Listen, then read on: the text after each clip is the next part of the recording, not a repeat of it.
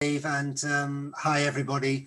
I'm pleased obviously that you've invited me to come along, and what I want to do is to kind of share some insights into what we've been seeing in terms of cybercrime and other attacks over the last 15 months really. So the gift that keeps giving here is a reference to, of course, the pandemic, and it's a gift in terms of cyber criminals. So I want to give really an insight into exactly how the situation over the last 15 months has impacted cybercrime in particular. I'll talk about some other kinds of attack as well.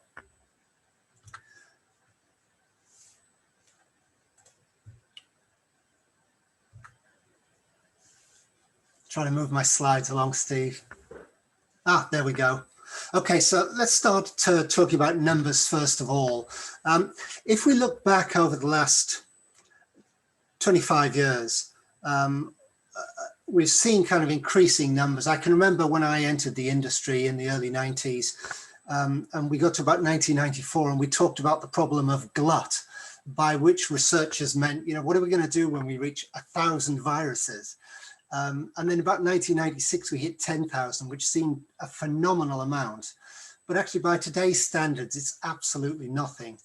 I would say probably the biggest change, the biggest shift that we saw was around about 2004-05, when we moved from a situation of pretty much everything being cyber vandalism to a situation where a year or so later, nearly everything was designed to make money. And it all hinged on our changing use of technology and the capabilities that the new technology brought as well. So, you know, we're in a position where people shop, bank, socialize online, and all the rest. You know, we've got Amazon Echo, Google Home, we've got smart devices left, right, and center. So connectivity is almost literally woven into the fabric of our lives these days. And the numbers have gone up and up and up. So every opportunity to hijack technology where there's a price payoff for that, the criminals have taken the opportunity to do that. And today, you know, I've got the numbers of 360,000 new samples every day. Actually, in our virus lab, we process about 1 million objects every day. Most of those, I've got to say, we process automatically. So whereas researchers would have had a very hands-on relationship with each piece of malware in days gone by, these days, it's thrown into a black box made up of processes and programs that we've developed over the years for doing what researchers do effectively. So it means that our researchers only need to get hands-on with a small minority. And of course, a lot of work goes into making sure those tools are up to the job of filtering all of this stuff. So numbers are, you know, whereas, you know, you couldn't imagine in the mid-90s processing that number, but of course with machine learning, then it's possible to handle all of that. So at any rate, the numbers are big, and actually last year, in the wake of the lockdowns that we saw in pretty much every part of the globe, we did see a spike in numbers, so more coming at us into the lab than we were seeing before. So that's the first thing, is that we've seen a ramping up in terms of numbers. Now, you know, I'm describing here in terms of the gift that keeps giving, what is actually a perfect storm in many ways, because with work from home, we saw this rush for those who could work from home to actually do so, and nobody going into the office unless they had jobs that couldn't be done any other way. And so this has ended up really with, or did, with a scramble to actually reach for and acquire the tools that were necessary to do the job. In other words, business continuity was given a much bigger priority than anything else, for obvious reasons. Businesses wanted to make sure that they could do what they'd been doing. And if that meant, you know, before the lockdown, you go down to PC World to grab a new laptop, so be it. If it meant, you know, using a laptop of your own to do business, well, so be that as well. And so there wasn't really time for the managed remote working that perhaps larger organizations organizations were used to doing anyway. Lots of large corporations were used to a percentage of their staff working remotely, working from home even, but that wasn't true of lots and lots of businesses. So we've got more traffic, we've got people reaching for Zoom or Teams or whatever else is going to work for them, and not necessarily any standardization. We've got people using all kinds of devices, not necessarily managed and not even necessarily protected. We've got people actually trying to put in place some ad hoc infrastructure to manage remote access. And so what we end up with is a large pool of potential victims. Maybe not larger pool, but maybe less secure than they would have been within the corporate infrastructure, the direct corporate infrastructure. On the other hand, what the pandemic brought was a persistent topic. So the usual phishing hooks like Valentine's Day, like Black Friday, these are all kind of here today, gone tomorrow topics. And the phishers love them because they give that fresh hook that they can use, but actually they don't necessarily last that long. And so they're always having to refresh what they're doing. What the pandemic did was to give potential attackers a topic that was, well, one that everybody on the planet was vitally interested in, the spread of this virus, and one that was going to be with us for quite a long time. You know, at least in terms of the very urgent situation that we found ourselves in, and still do, let's face it. And so that's why I've called it the gift that keeps giving. And what in fact they've done is to milk every aspect of this, as I'll show shortly. So we've got that kind of dual thing going on of this persistent topic, plus the insecurities that come with people scrabbling to work from home. Now, one example of where attackers have tried to capitalize on this is really in terms of trying to get access to corporate resources. And so it's no surprise, for example, that we started to see a spike in terms of attempts to brute force passwords from remote desktop servers, for example, and doing this in the hope that they could find corporate resources which didn't have very strong credentials. So, you know, the two-factor authentication wasn't being used, or the password was very easy to guess, very weak. And so we saw a big spike in that. So clearly the attackers were attuned to the situation that we all found ourselves in, and were doing what they've always done, which is wherever there's a potential chink in the armor, they will try to exploit it. Phishing clearly was one of the main thrusts of the attacks. And I've got to say at this point, we didn't actually see a major change. We haven't actually seen a major change in the tactics, the techniques, the procedures which attackers are using to try to get at their potential victims. They're still looking for exploits that will get them into vulnerable applications. They're still using social engineering. They're still putting code onto websites to compromise people visiting those sites, in watering hole attacks, or more generally in drive-by downloads from popular sites. So they're doing all of the stuff that they were doing before, but they're capitalizing on this persistent theme of COVID-19. So we saw alerts from health organizations was probably the first type of obvious phishing attacks that we saw. And then, you know, we got home test kits and medical supplies, face masks, for example, you know, where people were looking for where they could get face masks. There were scammers trying to get people to click on links, thinking they were going to a site to buy face masks or test kits. We saw investment stock offerings. We saw charity appeals. All of these things actually we saw on the legitimate side of our lives. So health organizations were indeed putting alerts out. Governments were actually, or private enterprise were selling test kits and medical supplies. We were seeing stock offerings, charity appeals, and so on. But what the criminals were trying to do was to undermine that by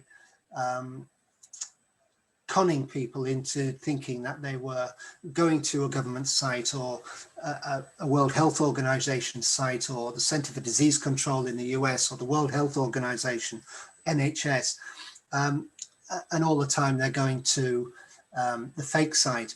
Or indeed we saw fake apps pretending to be, for example, tracking apps. So again, masquerading as legitimate services and more. And what we've seen, in fact, is that at every stage of the pandemic, where there's been a new twist, like the furlough scheme, suddenly, oh, that's something else we can exploit. And then, you know, we got to a point where most of us were doing our shopping online, and that was another great thing. So they were posing as delivery companies and saying, oh, you know what, there's a problem with your delivery. You need to click here to confirm some details so that we can release the package and you'll get it delivered to you. So they were looking at this. It was all under the umbrella of COVID-19, but there were all sorts of different aspects related to it that they were trying to cash in on. So some examples. Well, this was an early one. So this was pitched as something COVID related, and in order to activate the malware, they needed to enable or get the particular individual to enable macros, which were by default not enabled.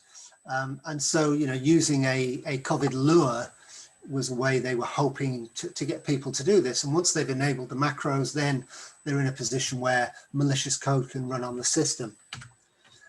We saw examples like this from the Center for Disease Control with recommendations about how to stay safe. World Health Organization information, again, on safety measures, on symptoms, at a point where, you know, we're all familiar now with the symptoms, but a year or so ago, it wasn't necessarily so clear, and people were, you know, looking for information that they could use to help them. Government schemes. So, you know, you can get a tax break, access your funds now, click here. And it wasn't just on desktops and laptops. This was on mobile devices as well. So here they're just trying to pretend that you've breached the regulations and you need to pay a spot fine, and the fine will go up. So a typical kind of extortion approach in order to try and scare people into parting with their money. And actually, it's interesting, you know, that not just within the pandemic, but outside that, I think one of the reasons a lot of this stuff works is because the line between what's legitimate and what's malicious isn't always very clear cut. I know about this time, actually got an email from my network provider on my mobile, and it was a warning about scams and a warning about not responding to unsolicited messages by clicking on links. And they put a link in there that said, for more information, click here. And it was legitimate, it was from a provider. But, you know, we give the advice, you know, don't click on links in suspicious messages or emails. But actually, if they're coming from legitimate organizations and they're using the same methods to get people to respond, then how on earth can people actually decide what do they respond to, what do they not respond to? So about May time last year, we did a survey. We wanted to kind of, you know, test the water and just kind of see what people were feeling about this in terms specifically of working from home. And so we surveyed about 2,000 people, and about 27% of those said that they'd received COVID-19 related malicious messages. I suspect, you know, we haven't repeated this. It would be interesting to do it now to see what's changed actually, but I suspect it might be even higher actually. About half of them said that their company had no policies to regulate work from home devices. So, you know, they were working from home, they were using whatever, but there weren't any policies in place which said, you know, what they needed to do, what devices they could use, how they were meant to approach their work. So there was no framework. Again, going back to my point about the key being business continuity rather than security. And almost 3/4 said that they had received no additional security awareness from their employer in terms of giving them guidelines about what to look out for, what to do, what not to do, to give them a kind of steer through all of this stuff that might be coming at them. So, you know, this underlines the issue of it being an emergency, and getting the business operating or keeping it operating was the critical thing.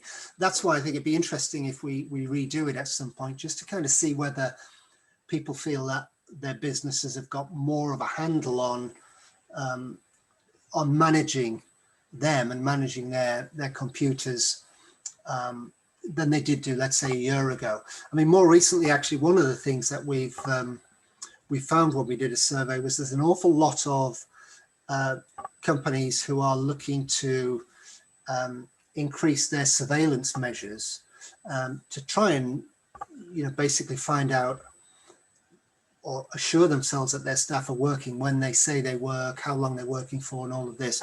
And paradoxically, maybe this is the respondents were telling us, leading them to start using equipment which isn't company equipment, because that way they can kind of stay off the grid and not be monitored. So there's a line between managing your infrastructure that's remote and wholesale surveillance, which obviously can have a negative effect, have an unintended effect. So I want to tackle this issue of who exactly is doing this. Is it just criminals? Because, you know, you would expect opportunist criminals, you would expect even ransomware gangs to be using COVID-19 as a theme, as a hook. But it's not just the criminals, actually, because APT groups have also been exploiting the pandemic. APT is advanced persistent threats. So these are the highly sophisticated, targeted threat actors at the sort of pinnacle of the threat landscape pyramid. And we've seen examples, you know, some of these names are well known, Lazarus, Kimsuki, for example, and there are others that have done it as well. And they're not necessarily changing their tactics because of the pandemic. What they're doing is what the criminals are doing, which is, here's a topic we're all interested in, great. It's a great way to get that initial foothold in an organization, trick somebody into responding, and then we can move laterally across the organization once we've got that bridgehead set up. Fake apps, Transparent Tribe is the name of one APT group, and they developed in India several apps actually, but one of them was specifically masquerading as the government test and trace app. And so again, hoping to get people to download this one instead and capture information from them, again, as that sort of initial approach. The one thing, I guess, which is different compared to APT groups and criminals is that we did see some targeting of research centers. Sometimes it was clear, sometimes less so. So we highlighted one case a little under a year ago of a threat actor we called Wellmess. And subsequent to us reporting that, actually, the National Cybersecurity Centre here in the UK and I think CISA over in the US identified this as being APT29 or the Jukes or Cozy Bear. Now we actually, they didn't publish information to explain why they thought that it was the Jukes that was behind these attacks. And so we weren't able to kind of, and other researchers indeed, weren't able to clarify that. From our point of view, you know, we considered this to be a new threat actor in the absence of other kind of information. Understandable, by the way, why a nation state group like the FBI, CISA, or the National Cybersecurity Centre, or whomever, would not necessarily want to put down all of their evidence, because of course they've got access maybe to human intel or signals intel that we don't. But nevertheless, it meant that just based on the code, we didn't believe there was an overlap. But There were other attacks as well. So, you know, the point here being, this was at a time when we had none of the vaccines for COVID-19. And therefore, you could quite see why maybe nation state-sponsored threat actors would have an interest in finding out what research organizations in other parts of the world were doing to try and maybe do a bit of catch-up. In terms of staying safe, you know, I'm going to kind of focus very broadly on this, but on particular aspects. The protect aspect of this is really important, which is that any device used in an organization should be protected. The default deny thing I've put in capitals there. This is one of 4 things that a few years ago, the Australian Signals Directorate highlighted as being something that would cut down about 70% even of sophisticated targeted attacks. So they isolated default deny, in other words, only allowing things to run if they've been explicitly authorized, otherwise deny everything. Updating operating systems was the second, updating applications was the third, and the fourth one was not giving automatic admin rights to people on their computers. And they reckon that those 4 things alone would cut down even targeted attacks by 70%, or cut out 70% of them. These days, that multi-layer protection actually needs to include more than just kind of a sort of passive look at, you know, is it malware, is it not? You know, if you take, for example, the more sophisticated ransomware gangs that we're seeing now, they will typically randomly infect lots of people or lots of organizations and then qualify what they've got, and only then target further the ones that they see as being particularly valuable. So we're not necessarily with ransomware seeing less or more discrimination in the first instance, but we're seeing a multi-level approach to this. And at the second level, they qualify them and then it becomes targeted. But the point here I was making originally is that the chances are by the time there's a ransom note, they've already been in your network for some time. And therefore, the key really for organizations is to get visibility into what's happening on the network at the earliest point. And that means really having an endpoint system which is able to relay information to the center, so to speak, but also being able to look at behavioral aspects, being able to analyze the traffic and seeing if something is different. I know that one of my colleagues was reporting an incident we looked at where they picked up on it simply because there was an awful lot of outbound traffic going from the finance department, which they just weren't expecting. It was way out of kilter for what would normally happen. So being able to pick up on some of those early signs, it could be the exfiltration of data, it could be something else, but that's really important because, you know, whereas core antivirus will maybe pick up some of the more opportunist cybercrime, it's not necessarily going to pick up the sophisticated targeted attacks. I mentioned about updating, and there's 2 of the other things that the Australian Signals Directorate picked up on, because clearly any loophole, any vulnerability in software is going to be something which is potentially exploited by attackers. And in particular, that is true of targeted attackers more than anything. So, you know, the dreaded 0 day where there's a vulnerability which the vendor knows nothing about and only the attackers know is obviously the worst case scenario. But if you look back at things like WannaCry and other types of mass attack, they've been successful even with vulnerabilities that have been known about and where there's a patch that exists. Remote access I talked about earlier, and it's really important clearly to be able to manage remote access, but it's important that it's only done in a secure way and that resources such as VPN servers or remote desktop servers are secured.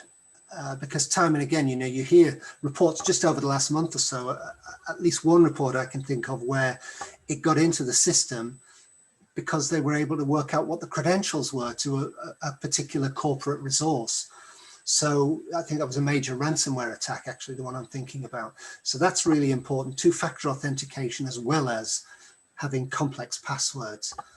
And, we're at a point in time really where we all have so many passwords for so many resources that I think password managers are an absolute boon these days, because otherwise it's really, really difficult, and people do go for the easy approach of reusing a password or modifying it very, very slightly for different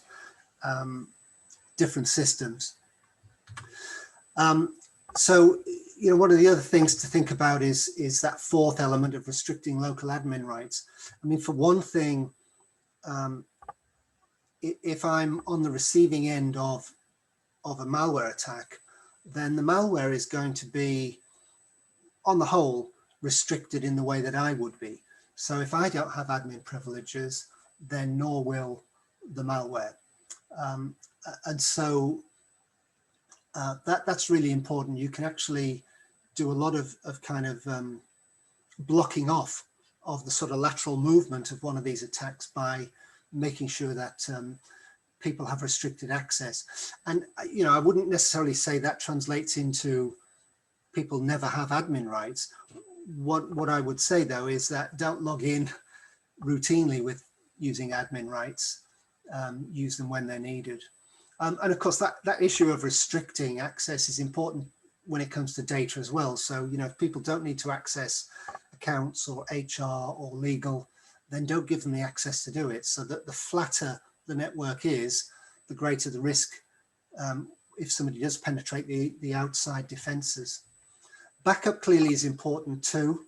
And, sometimes one of the things that people forget with backups is it's important to make sure that they're stored unconnected from the network, because clearly a ransomware attack will look for anything that's connected and encrypt the data on it.